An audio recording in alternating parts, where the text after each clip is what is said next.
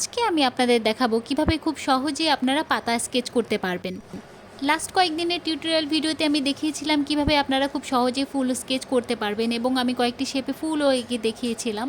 তো আপনারা যারা আমার টিউটোরিয়াল ভিডিওগুলো দেখেছেন আপনারা অবশ্যই বুঝতে পারছেন যে একটা ফুল স্কেচ করা কতটা সহজ। আর যারা এখনও আমার টিউটোরিয়াল ভিডিওগুলো দেখেননি তারা অবশ্যই আমার ফেসবুক পেজ এবং ইউটিউব চ্যানেলে ঘুরে আসবেন, সেখানে আমার ভিডিওগুলো আপলোড করা আছে। আর আমি আশা করি অবশ্যই আপনারা বুঝতে পারবেন যে একটা ফুল স্কেচ করা কতটা সহজ। আজকে ভাবছিলাম আপনাদের জন্য ডিফারেন্ট কিছু করি, তাই আজকে আমি আপনাদের জন্য পাতার স্কেচ নিয়ে এসেছি।